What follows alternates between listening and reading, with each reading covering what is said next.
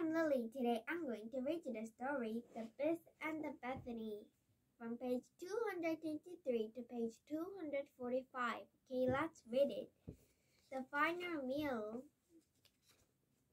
The bird keeper was wearing his most serious outfit. It was a black suit with a white shirt and a loosely tied gray tie. He was stood behind the till next to a handwritten sign which read, "Bird tours for sale, most reasonable prices." "I thought you said you didn't do tours," asked Bethany. "You and Mr. Tuesday inspired me. Customers have been flooding through them doors since I started doing them. Still ain't got rid of the bloomin' Hudson, though," he answered while listening. Exhausted bird sang a beautiful song in the background. The song was a cheery, toe-tapping number which the bird had been singing for a few hours. Bethany and the bird keeper were happy to pass the time listening to it while they waited for Ebenezer to park the car. He came in a few moments later. He looked young and beautiful, and his hair was immensely shiny. "You had another haircut, haven't you, Mr. Tweezer?" asked the bird keeper. "This one looks much better." "Thank you." Ebenezer noticed the sign. "I thought you did the tours," he asked. "Well, I do now," answered the bird keeper, "and business is booming." "Why didn't you dress up like that when you gave us a tour?" asked Bethany. "This isn't for the tour," said the bird keeper. "It's to make a very sad occasion. We are wedding Patrick's funeral today." Ebenezer realized that the beautiful song in the shop reminded him of Patrick. "It sounds a bit like him," said Ebenezer. "Did he record an album before? Well, before what happened?" "No, that's Claudia's singing. She's a cousin of Patrick's," said the bird keeper. "She came to visit this morning, and I had to tell her the bad news." So, in true Winterlorian tradition, she began the funeral singing immediately. Ebenezer poked his head around the back of the shop and saw that Claudia didn't just sound a bit like Patrick, she also looked a bit like him too. Her chest was purple and her talons were green. However, she was shorter and just a teensy bit rounder than her cousin. "The song's a bit too happy for a foreigner, don't you think?" asked Bethany. "Maybe a little, but she's a wonderful singer," said Ebenezer. The three of them stood listening to the song for a few moments. The music transported each of them to a different place inside their head. The bird keeper was the first to break the lure in the conversation, because he had listened to the songs for a while and because he was a businessman who didn't like to leave customers standing aimlessly in his shop. "Was there anything in particular you wanted?" he asked. "Yes, actually, we're looking for," began Ebenezer. "It's Ebenezer's birthday today," interrupted Bethany. Do you do any birthday discounts?" The bird keeper flinched at the use of the word discount. Then he was struck by a wonderful idea. "We do even better than discounts. We give our most special, most loyal customer presents on their birthday," he said. The bird keeper turned to go back of the shop, but Ebenezer stopped there. "Sorry, but I don't want a Hudson for my birthday," he said. Thanks for the offer, but we're not actually here to buy a bird." The bird keeper turned back to face to Bethany and Ebenezer. He was unhappy. "Mr. Tweezer, you know this is a bird shop, and yet it's the third time this week you've come in and you ain't wanted a bird. First you wanted a kid, then you wanted a tour, and now what? An igloo? An igloo, the meaning of life? A heap of living hippopotamus? If it's not too much trouble, we would like a cage. The most powerful one you've got, please," said Ebenezer. "Well, I guess that's all right," grumbled the bird keeper. "So it's for a strange creature, is it?" "One of the strongest," said Ebenezer. "As strong and as dangerous as a baby elephant in the midst of a tantrum. Right, you'll be needing to the Plymouth cage for that then. I used to do the house kitchen casseries. If I ever had onion." "Sounds perfect," said Ebenezer. It wouldn't come cheap, mine, said the bird-keeper with glee in his eyes. Money is not an issue, said Ebenezer. Those are my 5 most favorite words, said the bird-keeper. He went to the back and returned a few moments later carrying a large cage with an iron bars and oversized padlock. What do you think? Terribly sorry to be pain, but that's not quite what we're looking for, answered Ebenezer. Do you have any smaller ones, perhaps? One without those spaces between the birds as well? The bird keeper hummed. It hadn't been easy to drag the pamphlux cage all the way from the back. You got any pictures on the creature? It would be good to know what kind of size we're talking about, he said. We got the creature with us, said Bethany excitedly. She finished in her pockets and produced the beast, who was still no larger than the size of a finger.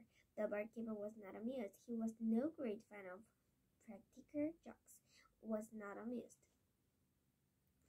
So, especially if it involved a customer making a purse. Mr. Twizzler, this may all be funny to you, but it ain't to me. I'm trying to run a business here, not a joke shop, he said. It's not a joke. This creature is one of the deadliest beings in the world, explained Ebenezer. The birdkeeper shrugged and went to the back of the fetch another cage. He decided that there was no point in complaining if a customer wanted to make such an endless purchase. Ebenezer looked at the teeny beast. He still felt afraid of it. What's the matter? Asked Bethany. I'm thinking about what's going to happen when I run out of potion, he said. I know I'm going to be tempted to fatten the beast up again. We have enough to last you at least 80 hours. I think it would be fine. But 80 hours go past so fast when you're 512. You're just going to try and make the most of everyone. We'll have to start doing things on your bucket list as well as mine, she said, and I will be there to help you stay good. No more feeding the beast while I'm around. Ebenezer smiled, and so did Bethany. Neither of them really knew what it took to be good, but both of them determined to help each other become better people. The moment was interrupted by the beast biting into Bethany's finger. Ow! She yelled, dropping the beast to the floor.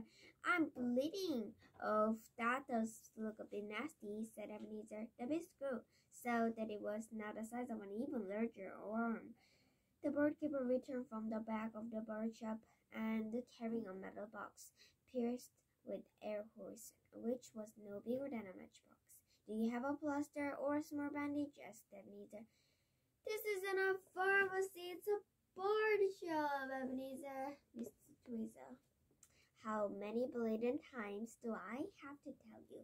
Asked the barkeeper. Bethany removed 1,000 notes from her rucksack and wrapped it around her finger to stop the bleeding. The birdkeeper's eyes widened. The Ebenezer picked the beast up by one of its feet and placed it on the counter. He took a long, hard stare at the matchbox cage and wondered whether it was strong enough. Is this definitely the best you've got? said Ebenezer. For the size you're looking for, yeah, and it's definitely strong enough to hold a worm, answered the birdkeeper. It's not a worm, it's one of the deadliest creatures in the university. Oh, well, it's strong enough to hold one of those too. The beautiful song came to an end. Cleta flew around her listeners. Like all the Interlorian purple-breasted parrots, she was exceptionally well-mannered. How do you do? She said, offered whistling to both Bethany and Ebenezer. I do hope my singing didn't bother you. Are you kidding? That was awesome! Interrupted Bethany. You're too kind, said Claudia. I only wish that I could sing it for a happier occasion. It's for my recently deceased cousin, you see. Oh, I'm sorry, said Ebenezer. Don't be. It's not your fault, is that? Said Claudia. It is actually, admitted Ebenezer. He died while listing my care. I wasn't what you would call a model honor. I really am. I'm just so sorry. Purple tears filled Claudia's eyes. She brushed them away with one of her wings. It was Dash's great to tell me the truth, she said, tapping Ebenezer on the shoulder. Thank you. Please don't thank me. It makes feel me even worse. No one is perfect, and everyone has to die. Be sorry for the mistakes you made and remember the friends who are lost, but don't do anymore. The downright waste of life. Spend too much time living in the past. Patrick wouldn't want that. But whatever you did, I forgive you. If you want to honor Patrick's memory, then you can do it by bringing some joy in the world. It was the most moving speech and any of them had ever heard from a bird. Can I ask you a question? Asked Bethany. She didn't wait for an answer. If you're so sad about Patrick's death, why did you sing such a happy song? Because it's a song about Patrick's life, not his death, and his life was a very happy one. Ebenezer thought about what the song of his life would sound like.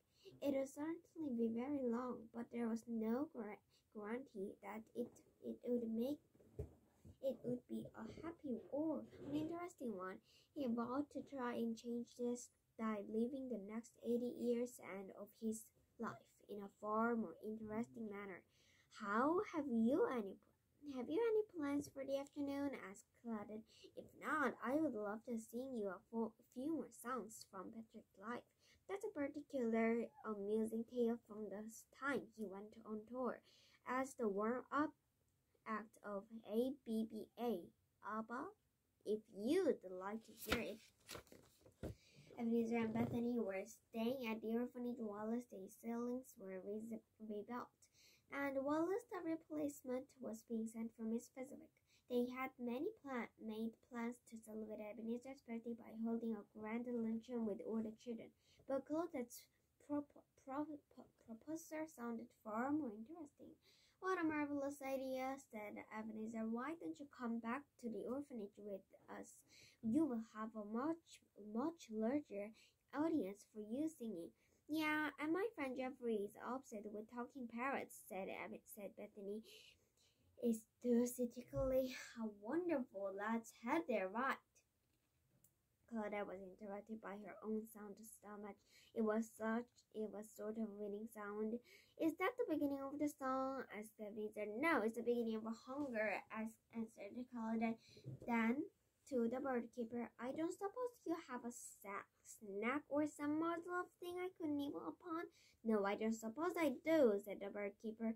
He was paid good money for his selection of the bird feed, and he had no intention of handing out of free. By this point, Bethany's hand had stopped bleeding, almost a bloody 1,000 note from her finger, and offered it up to the bird keeper. Will there be enough to get her some food? She asked. Blimey, yes, blurted the bird keeper. Excellent, said Claudette. I will start with the snack on the counter. Claudette swooped down into the cage and gobbled down the beast with one bite. She pulled a funny face afterwards. That's the strangest worm I've ever eaten, she said. Why did it taste like boiled cabbage? It wasn't a worm, said Bethany, starting to laugh. No, it wasn't, said Ebenezer, bursting into a fit of giggles with her. That was the deadliest creature in the universe. So, do you think it's time? No. The end? Yes. By that I mean there's more on the next page, so I will keep reading. The Beast and the Bird Keeper. Now, not the Beast and the Bethany, Beast and the Bird Keeper. 3 weeks later, Bethany and Ebenezer helped the bird keeper carry the baby grand piano in his shop. Sweat poured off their brows, and their arms ached from the carrying.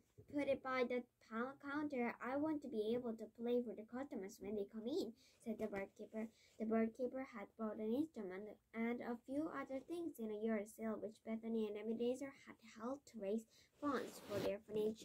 All of the items on offer had originally been vomited out of the beast, and the bird keeper had brought the baby grand piano from Bethany at the very reasonable and slightly ridiculous price of the 20 worms. Do you need Do you need help anything else? Asked Ebenezer. What? We don't have any time. You need to eat. We need to go, said Bethany. If you need any time feeding the birds or cleaning out their cages or even just talking to them and smoothing toes, just let us know. We'd be happy to stick around to help you out, said Ebenezer to the bird keeper. We'll be happy to do no such thing, said Bethany. Bethany had a day of do-gooding planned for the two of them. Ebenezer was far from excited. There's nothing you can help me with, I'm afraid, Mr. Tweezer. You'd probably get it all wrong anyway, said the bird keeper. But I don't see why on earth you're getting involved with all this do-gooding nonsense. Sounds like nothing but a waste of energy to me. Exactly. It's a waste of time too. I've got only 80 years left to live now that the beast is gone, said Ebenezer grimly with self-pity.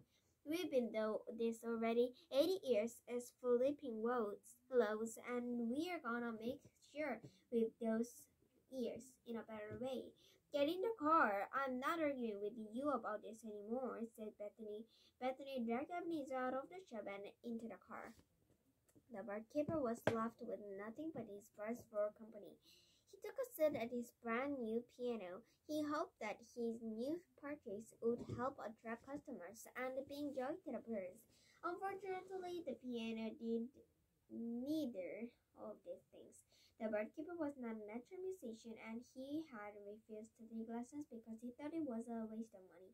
The sound he made on the piano over the following day were far from pleasant, and so his playing not only drove customers away from the shop, but also angered the beast, angered the birds. Wow, with me. Okay, so what happened is, where is it? Yeah, here it is. Anger the birds. As he sat that evening trying and failing to play Pop Goes the Whistle, the bird finally made their feelings of anger clear by clucking, shrieking, hooting, tweeting, and quackling at him in a aggressive manner. Oh, shut up, he shouted back at them. I'd like to hear you lot try to play Pop Goes the Whistle. It ain't half a hard song to master. The birds responded by singing in a beautiful harmony the entirety of the song. There was about to lunch and the encore, but they were silenced when the bird keeper turned to stop feeding them. So Patrick came. Claudia came. And if I hear so much as one more sharp out of any of you, I will send you all the rescued cats home, he added. He listened carefully for a good 10 seconds. He was happy to find that his threat had worked. He cracked his knuckles, stretched his fingers, and was about to resume playing his unusual version of the song when he was interrupted by another song. This time, however, it was not one of his own. Claudette, the window-lorry and purple-breasted parrot, was knocking her beak at the window of the shop. The birdkeeper sighed and opened the door. He was about to tell her to get lost, but then he noticed that the past 3 weeks he had not been kind to her. She had lost a lot of weight, and her sparkling blue eyes were bloodshot and sleepless. What's the matter with you? He asked and bucked her in. I haven't the foggiest, she said, but I've been feeling just dreadful ever since I ate the strange cabbagely creature and Ebenezer and Bethany around. I need to ask some questions about it. No, they off do gooding, replied the birdkeeper. Oh, blast! I'm giving on a cousin tonight, and I was hoping to see them before then, said Claudette. The birdkeeper could see she was upset, and he took a pity on her. He had never been able to refuse a bird who needed his help. Do you want me to run some tests? He offered. I should be able to tell you what's wrong with you in about half an hour or so.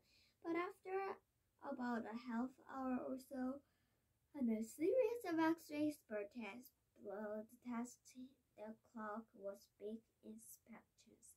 The birdkeeper couldn't find anything that needed fixing.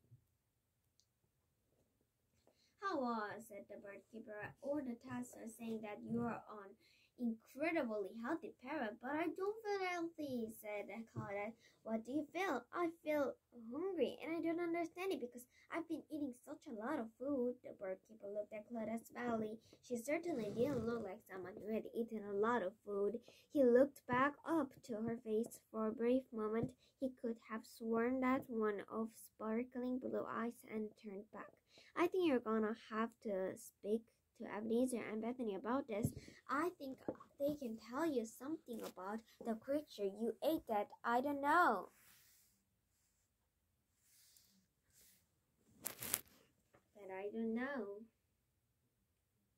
He said. I will have to hunt them down and get them join me backstage at the concert, said Claudette in a strange voice. I will have to hunt them down and get them join me backstage at the concert, said Claudette in a strange voice, and an unfriendly look came into her eyes.